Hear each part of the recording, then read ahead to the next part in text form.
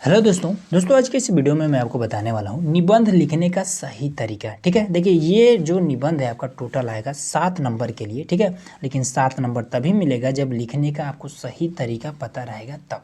ठीक, तो देखिए सबसे पहला चीज़, निबंध में लिखते क्या क्या है, तो उसके लिए आप क्या करिएगा कि अपने बुक से या फिर क्वेश्चन बैंक वगैरह से, ठीक है, आप लोग पढ़ लीजिएगा। ठीक, इस वीडियो में मैं आपको ये चीज़ बता देता हूँ कि आपको निबंध जो लिखने का सही तरीका क्या है, वो चीज़ क्या होता है। ठीक, कैसे लिखेंगे, तो देखिए सबसे पहला चीज़ कि इसमें आपका 3-4 ऑप्शन रहेगा। ठीक है, जैसे कि पर्यावरण पर, ये तो हमेशा ही देता है। ठीक है, पर्यावरण पर दे देगा, या फिर विज्ञान का मानव जीवन में महत्व पर दे देगा, या फिर बेरोजगारी पर देगा। ठीक है, इसी तरीके का ऑप्शन आपके सामने ऑप्शन रहेंगे। ठीक, तो यहाँ पर देखिए पर्यावरण पर ज़्यादातर स्टूडेंट लिखते हैं, तो इसलिए हमने पर्यावरण पर ही यहाँ पर लिया है। ठीक, तो देखिए सबसे पहला चीज़ आपको हेडिंग डालना है ब्लैक पेन से, रूपरेखा। ठीक है, रूपरेखा आपको हेडिंग डालना है। अब रूपरेखा में ही आपको पहला हेडिंग एकदम से कंफर्म है कि डालना है प्रस्तावना। ठीक, अब इसके बाद से प्रस्तावना क्या करेंगे, ये सब तो मान लीजिए आपका नीला पेन से रहेगा। ठीक है, या तो अगर आपका राइटिंग जो है एकदम से बेहतर है, ठीक, तब आप क्या कर सकते हैं, स्केच का भी यूज कर सकते हैं। ठीक है, लेकिन अगर आपका राइटिंग थोड़ा सा भद्दा है, ठीक है, इस तरीके का है, तो फिर आप मत यूज करिएगा स्केच। ठीक है, क्योंकि उसमें ज़्यादा गड़बड़ हो जाता है। ठीक, तो इसलिए अगर आपका राइटिंग बहुत बेहतर है तब आप स्केच का यूज करिएगा, नहीं तो पेन से ही लिखिएगा। ठीक, तो देखिए सबसे पहला चीज़, रूपरेखा डालने के बाद से ब्लैक पेन से आपको पहला हेडिंग आपको डाल देना है प्रस्तावना। ठीक है, इस तरीके का कुछ आप ऐसे भी लिख सकते हैं, 1 नंबर डाल सकते हैं। ठीक है, 2 नंबर ऐसे भी डाल सकते हैं, या फिर आप कॉमा भी लगा सकते हैं, कोनो दिक्कत नहीं है। ठीक, तो इस तरीके से प्रस्तावना के बाद से आपको पर्यावरण से संबंधित आपको यहाँ पर हेडिंग डालना है। ठीक, हेडिंग कैसा है, कुछ इस टाइप का, जैसे यहाँ पर है कॉमा है प्रस्तावना, उसके बाद कॉमा है प्रदूषण का अर्थ, फिर यहाँ पर कॉमा है प्रदूषण के प्रकार। ठीक है, फिर उसके बाद से प्रदूषण की समस्या एवं हानियाँ, फिर कॉमा है। ठीक है, कॉमा यहाँ भी रहेगा। ठीक, उसके बाद से हानियाँ हो गया, फिर कॉमा लगाना है, फिर समस्या का समाधान। ठीक है, पर्यावरण की समस्या का समाधान। ठीक, और लास्ट में आपका ये चीज़ एकदम से कंफर्म है कि लिखना ही पड़ेगा, उपसंहार। ठीक है, प्रस्तावना देखिए शुरू में आपको रूपरेखा, उसके बाद से प्रस्तावना और उपसंहार, ये 2 चीज़ एकदम से इम्पॉर्टेंट है। अगर आप ये नहीं लिखते हैं तो फिर समझ लीजिए आपका नंबर कटने ही वाला है। ठीक, तो ये चीज़ क्लियर हो गया।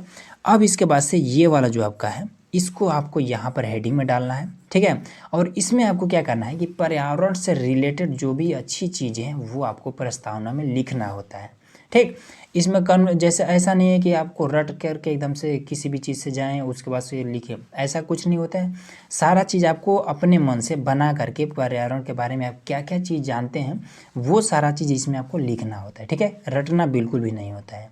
ठीक, उसके बाद से देखिए लास्ट में आपको कुछ मैं ट्रिक्स भी बताऊँगा। ठीक है, इसमें उसके बाद से प्रस्तावना में जैसे यहाँ पर हमने लिख दिया है कि आज का मानव औद्योगिकीकरण के जंगल में फंसकर स्वयं भी मशीन का एक ऐसा निर्जीव पुर्जा बनकर रह गया है, वह अपने पर्यावरण की शुद्धता का ध्यान भी न रख सका। ठीक है, अब पर्यावरण में अनेक प्रकार की बीमारियां उत्पन्न हो रही हैं। ठीक, मैं आपको एक चीज़ सजेशन देना चाहता हूँ कि जितना ही ज़्यादा से ज़्यादा आपका ये वाला हेडिंग हो, ठीक है, उतना ही बेहतर होगा। ठीक है, हेडिंग जितना ही आपका ज़्यादा होगा उतना ही आपका देखने में थोड़ा अट्रैक्टिव लगेगा।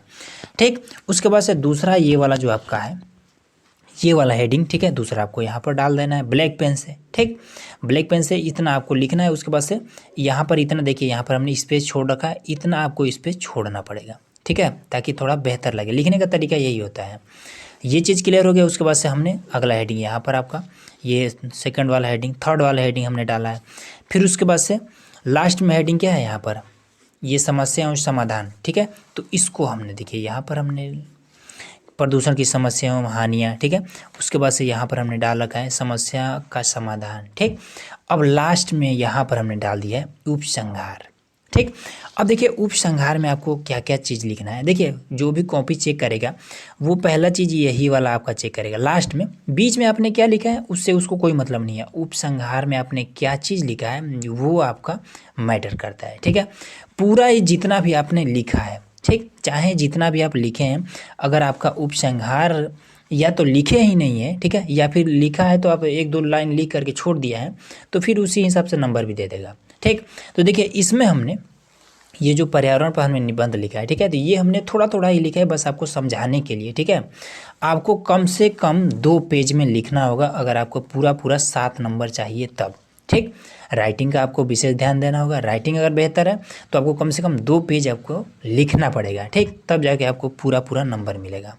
उसके बाद से आपका आ जाता है मेन चीज़ कि लास्ट में उपसंहार में आपको ध्यान से लिखना है। उसके बाद देखिए बीच में आप बना करके आप पर्यावरण के बारे में जो चीज़ आप लिख सकें वो चीज़ आप लिख सकते हैं, बीच में कोनो दिक्कत नहीं है, ठीक। बस शुरू वाला आपको ये वाला प्रस्तावना आपको ध्यान में रखना है, फिर हेडिंग आपको ये वाला सारा चीज़, लास्ट में उपसंहार, और उसके बाद से आपको लास्ट में यहाँ पर ये वाला उपसंहार आपको बेहतर तरीके से लिखना है, ठीक है।